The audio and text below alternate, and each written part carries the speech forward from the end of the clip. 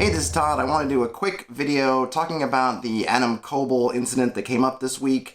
I'm not trying to, pile on what happened or sort of insert myself into the situation. Obviously, I'm not going to go over in detail really what happened. You can look it up. There's plenty of things out there on what went down. What I really wanted to talk about a little bit was just what we can learn from it, because it's easy to sit back as people looking at it afterwards as sort of armchair viewers, backseat streamers, and look at the incident, look at what happened, and I'll just say that essentially he made a bad, inappropriate, extended joke, I guess, that was sort of sexual in nature, rubbed the players that were playing him the wrong way to the point that they all decided to step away from the game. And after issuing a not so great non-apology apology, he has since made, I think, a more, sincere or a more, a better apology, and has kind of put his streaming on hold, I think, as he kind of sorts out what happened, why, does some inner searching as to try to analyze everything, and I'm sure he'll come back and stream, at some point soon. Again, I'm not trying to get in there to the nitty-gritty and really run commentary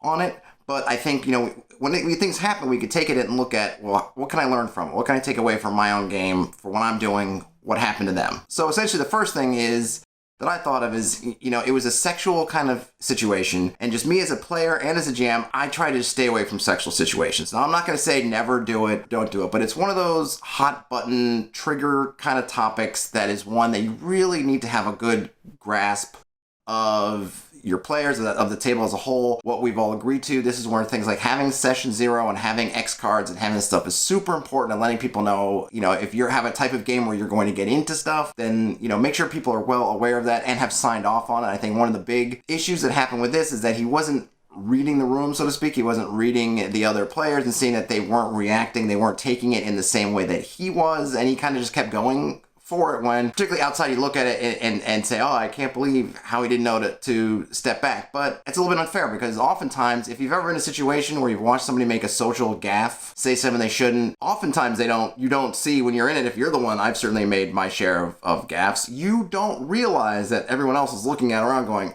oh my gosh, all you just kind of, you have the glasses on. Who knows, maybe you're looking at one particular person. This is streaming, so you don't even have everybody around the table. You just have their, little screens on your monitor. You may not have the right frame to look at. Much easier to pick it apart afterwards. But just as a general thing, when I think of, sex and sexual things in games, I know some people really dig that. My thing is, look, I got my own things I like. I'm not trying to bring that into the group. I don't want your fetishes in my thing either. If you want to do that, that's fine. That's a kind of a separate thing. That's me. So I'm not someone who would ever want to go there on the kind of sexual stuff in games. I'll always be, oh, this is happening. Okay, let's cut around here. Okay, you can fantasize that we're doing that, but that's going to be you in your own brain. We're just going to cut to the morning or an hour later or whatever it is, and then we'll come to the back of the group and we'll do that. But if you are a game where you choose that, hey, I want to delve into that is part of it, then hey, more power to you if that's you. Make sure that everybody is kind of signed off, right, has agreed to it, and then obviously leave the space for them to disagree with it. Or if you see, and again, this is something that kind of happened in that moment, and it's hard to do in the moment. This is where I feel for him, because yes, it's easy to look on the side and say, oh, look, when they were trying to steer it away and he kept kind of steering it back. Like, sometimes you just don't see it. But to the extent that you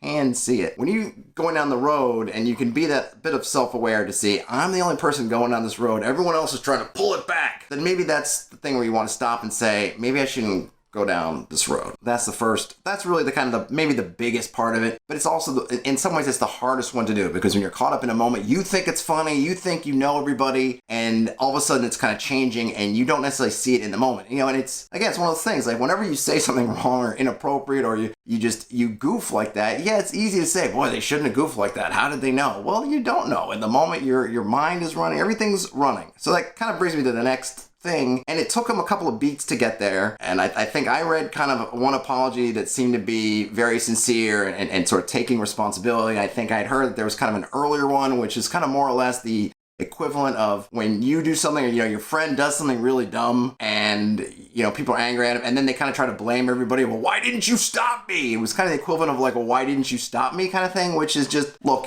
yes, the players could have just said, hey, time out, Adam, I don't want to do this, right? They could have, but particularly when you're dealing with a stream, look, this is a business. This is, It's a performance art. It is a business. It's everything. You're putting your faith in him. He's someone who's very well known as a streaming GM. I think you hope that you're giving the hints. You know that you're doing this for an audience. It's going out live. So you're not trying to grind the thing to a halt. I think this is one of those things where if it had been a home game, people would have been like just dropping their pencils and dice and saying, hey man, time out, not going here, not doing this, right? But when you're trying to do it live in front of an audience, you're kind of loath to just do that. You're trying to see like, oh, can we just get out of this and just kind of maybe we can salvage it, and then it doesn't. But his second apology seemed to be a lot more heartfelt, and it just seemed to be, okay, I'm taking responsibility for it, and I need to figure out kind of what's going on with me that made me think that this was cool and fun, and missing the fact that nobody else was on board with it but me, and I'm just going to put everything on hold to figure it out. And that, sometimes you can't stop yourself from making the mistake. As a GM, as a player, as a person, you're going to make mistakes. The thing becomes, how do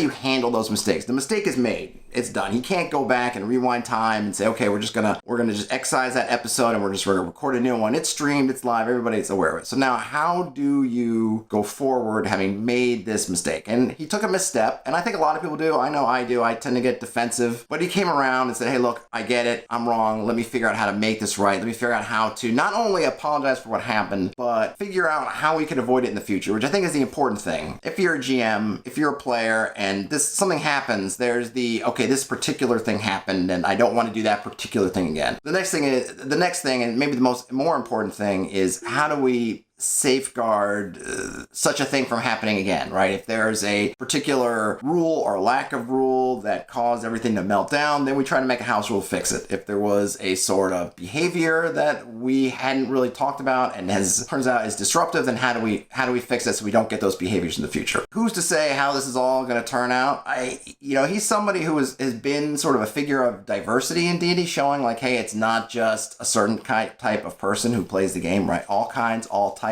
can play. So on the one hand, you think, well, it's a little bit disappointing that he sort of fell into the trap, which is almost something you associate with kind of the stereotypical gamer, that they're going to push some kind of situation on somebody, like there's a girl in the group and the neckbeard GM starts to make some kind of really sexual thing that's kind of creeps her out. Like that's kind of the stereotypical thing. And in a sense, he kind of fell in there, but we're all people. And just because, we have different stripes doesn't mean we don't make the same foibles as everyone else. We're all capable of making errors of judgment in different ways. I am sure that he will come back and we'll have things fixed. I am sure, everything gets magnified because it's a stream, because it's a business, because it's all thing that, it couldn't just be, hey, we're just going to talk with you outside the game. Everybody kind of had to take a stance and say, hey, we just quitting, right? And I get it. It's important, as they are all public personalities in the gaming, streaming, role-playing world, that you want to make a strong move to show how you feel about something. If it was a home game, I'm certain that, hey, look, they would have stopped in the moment. I can imagine it stopping. Maybe that session just ends. You have an argument. Maybe you yell and scream. Maybe you're able to be more adult and mature and talk it out. But then probably the next week you're back, or you take a week off and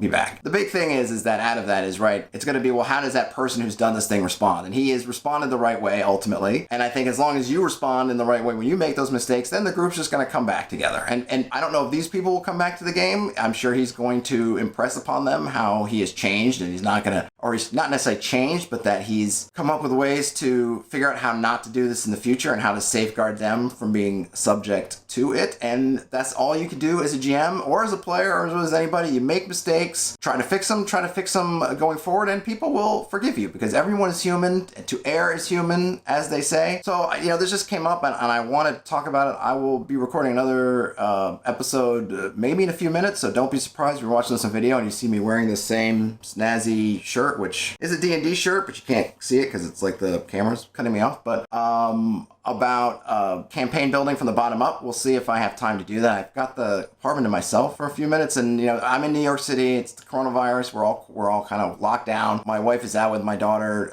driving her mother somewhere that she has to go. So they've kind of gone out. So I have this little free time. So I figured I'd record this. If I can get another one in, so to speak, I will. Otherwise, hopefully you'll hear from me in a few days. But I thought I would just, things happen, and I wanted to talk about it, but I didn't just want to be let's pile on Adam for something.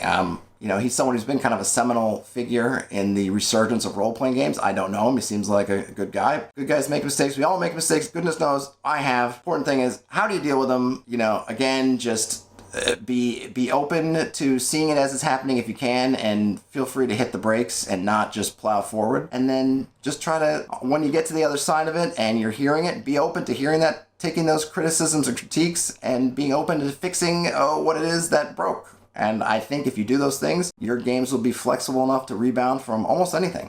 So with that, be safe, be healthy, game on, and I will talk to you later.